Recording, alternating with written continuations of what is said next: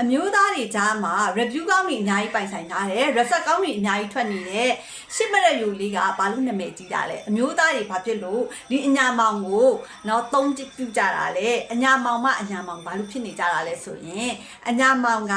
တဘာဝတက်ဥတဖုတွေနဲ့အချိုးကြကြဖော်ဆက်ထားတဲ့မြန်မာတိုင်းရင်းစီပဲပါတယ်အဲ့တော့အမျိုးသားတွေအနေနဲ့လက်ဖက်စားဆုံးလေးနဲ့မနဲ့တစုံညတစုံစားပြီးရေများများတောက်ပေးလိုက်ချင်အပြင်အမျိုးသားတွေရဲ့စွမ်းဆောင်ရည်တွေကိုပြန်ပြီးတော့မြင့်တင်စေတယ်အမျိုးသားတွေရဲ့ခွန်အားကိုတိုးစေတယ်เนาะအမျိုးသမီးတွေတက်နန်းဆွဲဖြစ်ပြီးတော့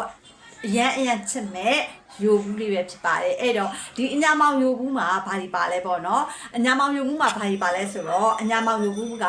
ခွေးလျားစီပြားရည်ထောပတ်နှမ်းစီရှစ်မတက်ဥတွေနဲ့ဖော်ဆက်ထားတာပဲဖြစ်ပါတယ်အဲ့တော့အမျိုးသားတွေเนาะဒီမှာပေါ့เนาะဘာအတွက်ကောင်းလဲပေါ့เนาะတချို့ကမေးကြတယ်အဲ့တော့ဘာအတွက်ကောင်းလဲဆိုတာကိုဒီအညွှန်းတိုင်းလေးပဲဖတ်ပြမယ်เนาะအဲ့တော့ပန်းတိပညိုချင်းအမျိုးသားတုတ်ထွက်နေချင်းတုတ်လွမြန်ချင်းတုတ်ကောင်းရေးအားနေချင်းတက်လုံအာမကောင်းချင်းရစ်ပြည့်ရည်နီစင်းချင်းစိတ်သွားတိုင်းကိုမပါချင်းအကျော်အားနေချင်းကိုလက်လေးလံထိုင်မိုင်းချင်းတွေအတွက်အသုံးပြုပေးခြင်းအားဖြင့်တဲ့အများကြီးထိရောက်စေနိုင်တယ်အမျိုးသားတွေ